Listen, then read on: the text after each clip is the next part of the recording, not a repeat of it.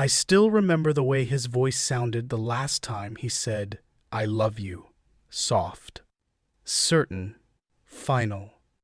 It was 8:17 p.m. 3 hours later, he was gone. They told me it was instant, that he never saw it coming, that the rain-slick road and that speeding truck turned my husband into just another accident statistic. But you see, grief is cruel, doesn't let you rest. It plays tricks. It whispers doubts. It makes you wonder, what if he wasn't alone? What if it wasn't an accident at all? For 3 weeks, I cried myself to sleep in a bed that still smelled like him. I talked to his side of the pillow. I listened to his old voicemails just to feel something that didn't feel like drowning. Then, the message came. I was folding laundry when my phone buzzed. I almost didn't look. Just another condolence, I thought. But it wasn't. It was from his number. "I'm sorry, Anna. I had no choice." My heart stopped. No, this wasn't real. His phone had been destroyed in the crash.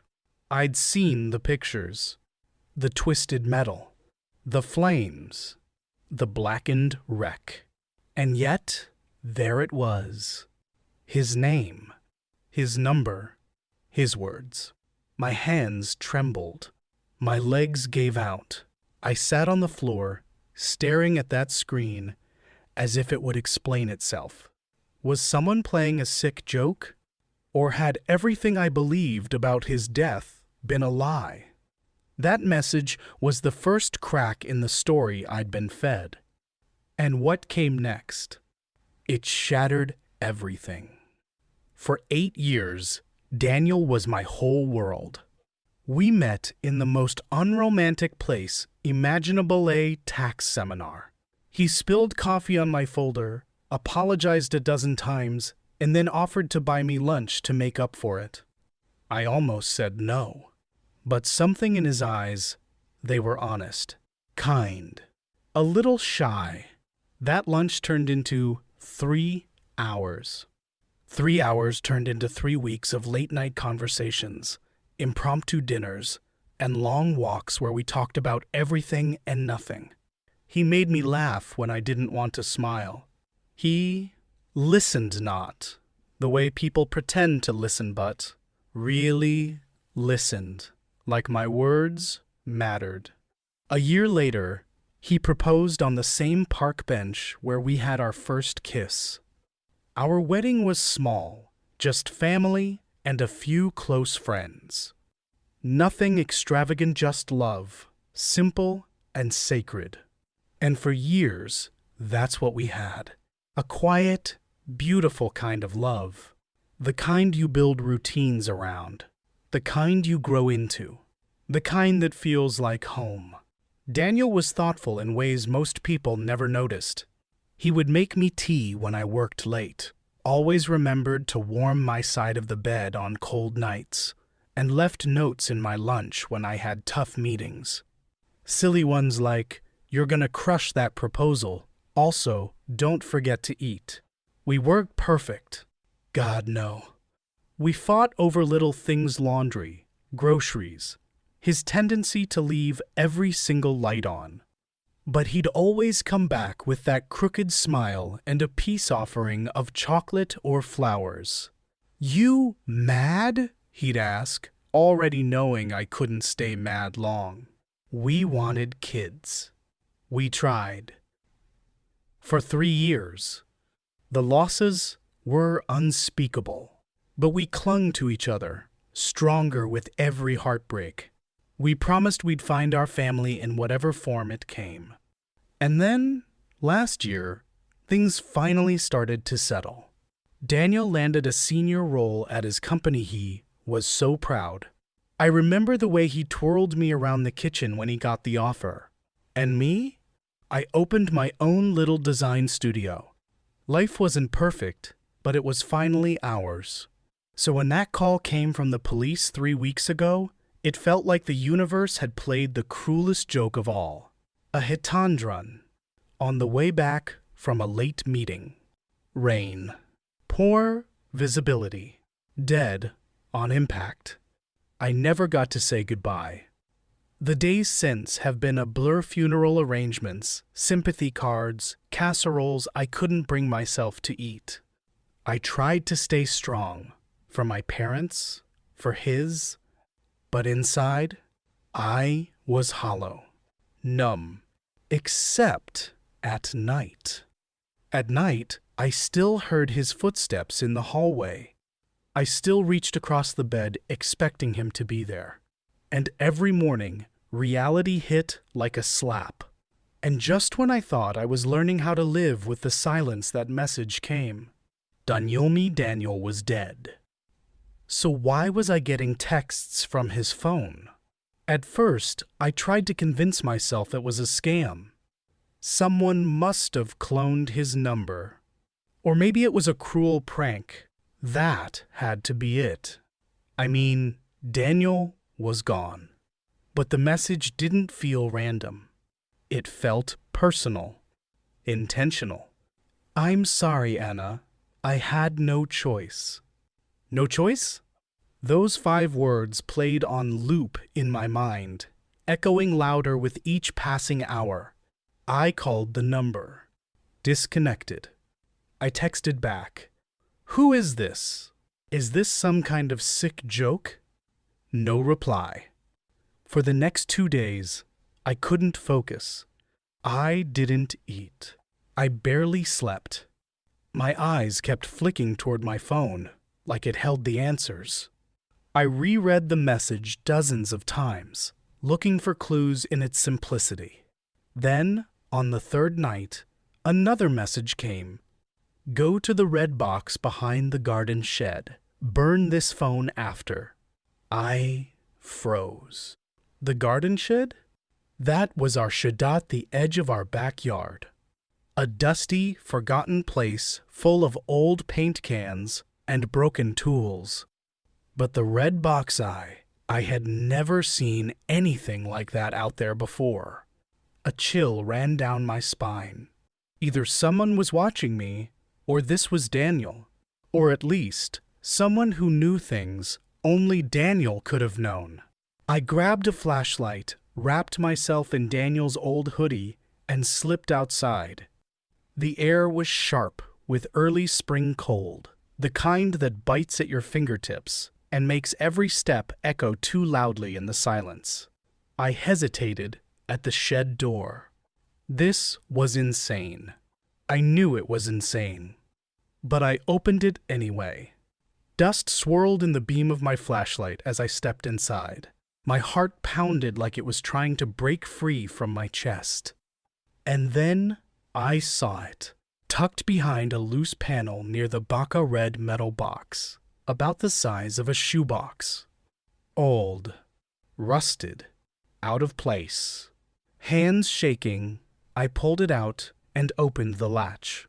Inside, a stack of photos, a flash drive, and a black flip phone. The photos were the first thing I noticed. Daniel standing next to a woman I didn't recognize, laughing with her, kissing her, and not just once.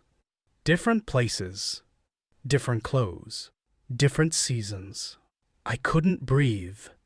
This wasn't years ago. These photos were recent. The timestamp said as much. The man I thought I knew, the man I buried, had a whole other life. The betrayal hit like a freight train. Who was she? Why hadn't I known? And why was he hiding this? I picked up the flip phone, my fingers trembling so hard I nearly dropped it. It had one message, a draft, unsent. If you're reading this, I'm sorry. I never meant for you to find out this way. But there are things you don't understand, things I couldn't tell you. If you're in danger now, it's because of me. Danger? What the hell had Daniel gotten himself into? I clutched the box to my chest, heart racing. This wasn't just cheating. This was something else, something bigger. And suddenly, I wasn't sure I wanted the answers. But I knew one thing for certain. I couldn't stop looking now. I sat on the living room floor for what felt like hours, the red box open in front of me like a grave I'd just unearthed. The photos, the phone, the message. My mind was chaos. I stared at the woman in the picture's dark hair, petite frame, green eyes that held a kind of sadness I couldn't place. They looked close, too close, intimate, and not just physically, emotionally. That kind of closeness didn't come from a fling. This had depth. Who was she? How long had this been going on? More importantly, how had I not known? I wanted to scream, to throw the box across the room, to call someone anyone but, what would I even say? Hey, remember my dead husband? Turns out he might have been cheating, faked his death, and left behind a spy movie in our backyard. I picked up the phone again. My thumb hovered over the buttons. There was only one contact saved. M. No number. No other messages. Just M. I should have called the police.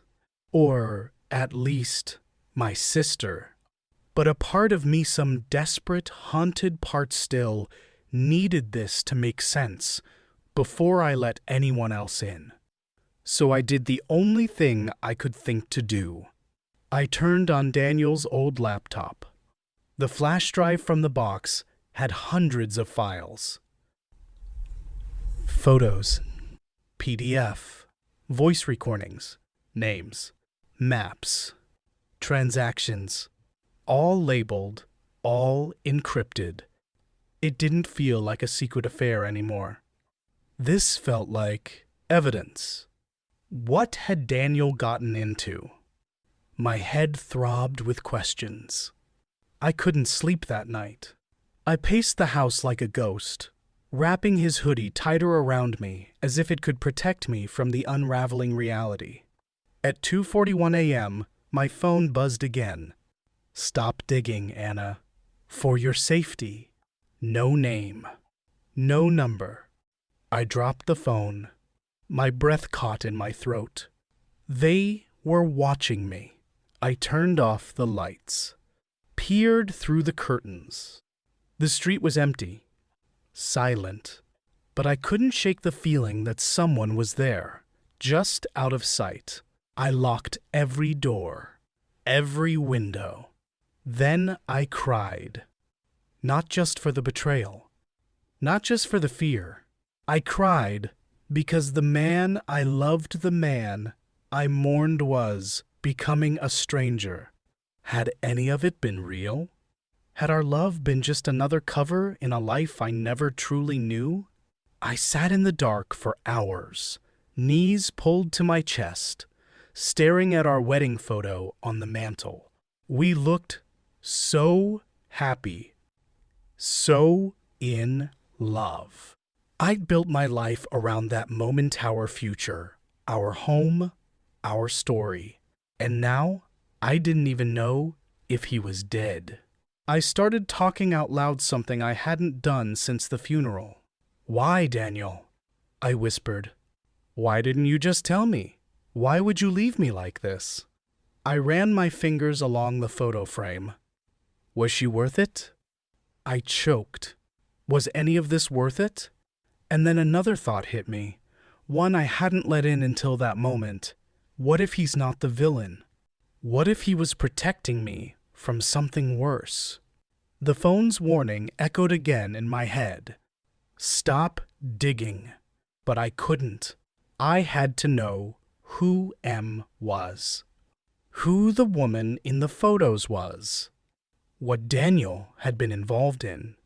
And most of all, why he left this trail for me to find. Was it guilt? Or a final cry for help? Either way, it didn't matter. I wasn't walking away now. The next morning, I woke up to a knock on the door. I wasn't expecting anyone. Heart hammering, I peeked through the peephole.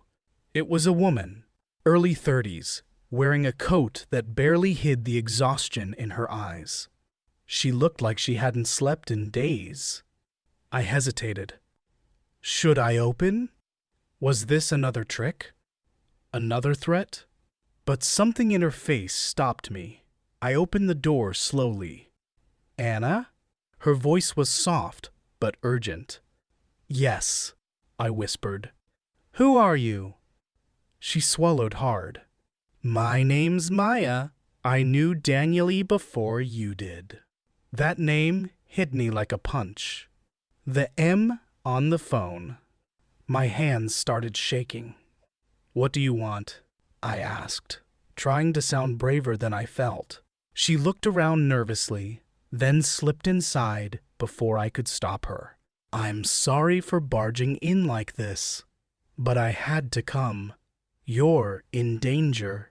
I laughed bitterly. Danger? From what? My husband is dead. Maya's eyes filled with tears. No, he's not. Not really. What? I took a step back. He's alive, Anna, and he's hiding from something much bigger than you or me. My chest tightened. You expect me to believe that? I don't expect you to believe anything, she said, voice breaking. But if you want the truth, you need to know what he was involved in. She pulled out a small envelope from her coat pocket and handed it to me. Inside were documents names, dates, places, bank transfers, things I couldn't understand fully but knew were serious. Illegal. Dangerous. Daniel got mixed up with people who don't forgive mistakes. He was protecting you, Anna, but now, because of those texts and what you found, they're watching you. A cold wave of panic washed over me. Why are you telling me this? I asked. Because I'm the only one who can help, and because I owe him my life. Maya looked exhausted, broken even, but there was something fierce in her eyes, like a survivor.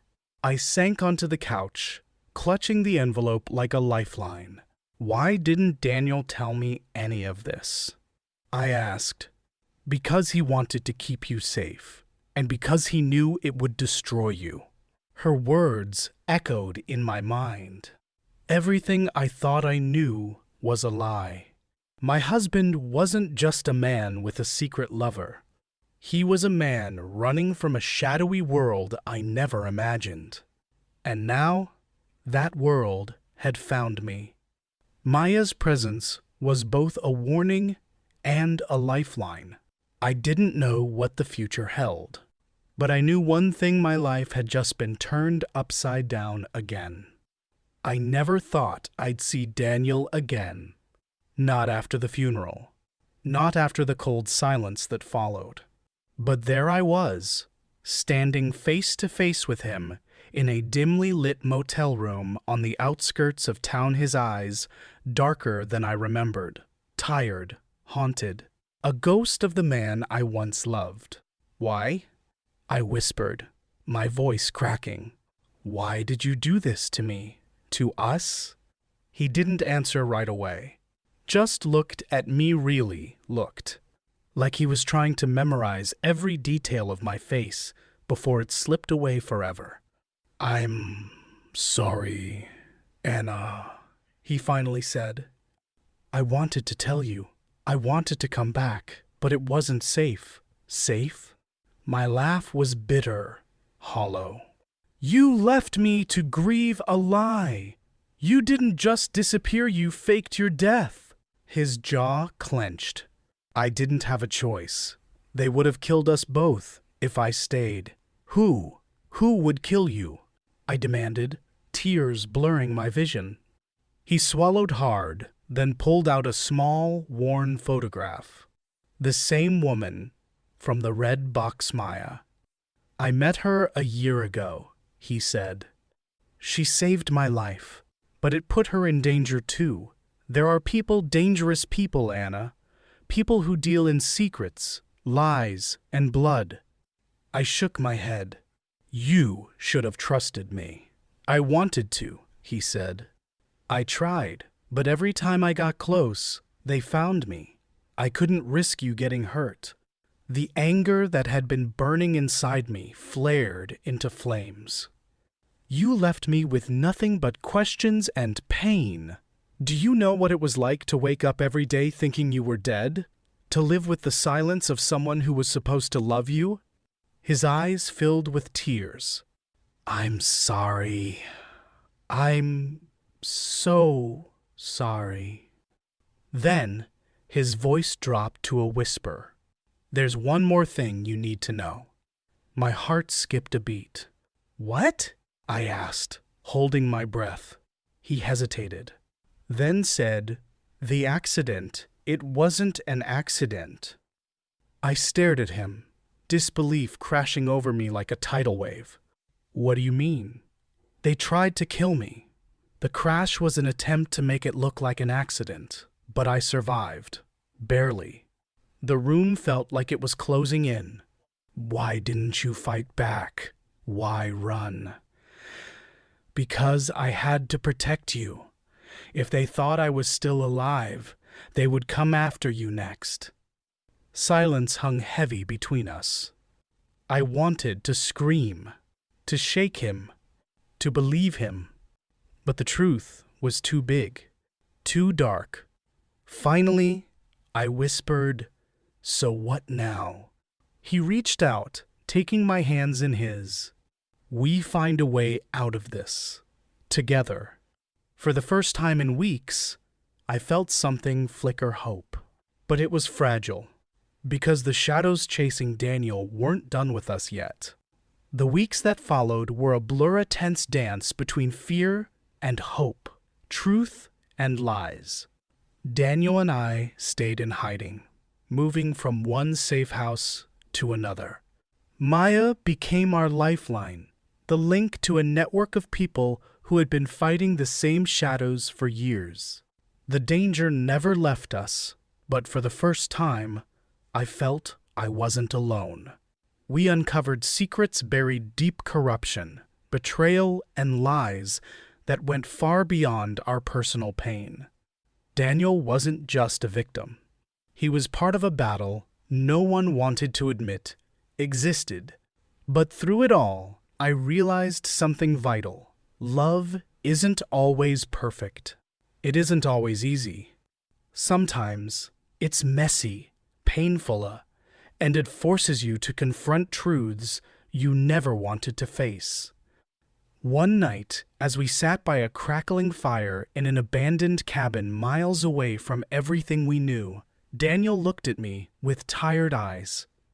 I'm sorry I left you in the dark, he said quietly, but I never stopped loving you. I searched his face, saw the vulnerability, the regret, and for the first time in a long time, I believed him. I don't know what the future holds, I said softly, but I want to try, with you. He smiled, a fragile, hopeful smile, and reached for my hand. For the first time in months, I let myself believe in us again. But just as we began to plan a life beyond the shadows, my phone buzzed. A new message. No number, no name, just 3 words. We're watching you. My blood ran cold. I looked up at Daniel, fear and determination burning in my eyes. We're not done, I said. He nodded. Neither were we. Sometimes, the people we love the most aren't just the ones who hurt us, they're the reason we fight to survive. And this fight was far from over.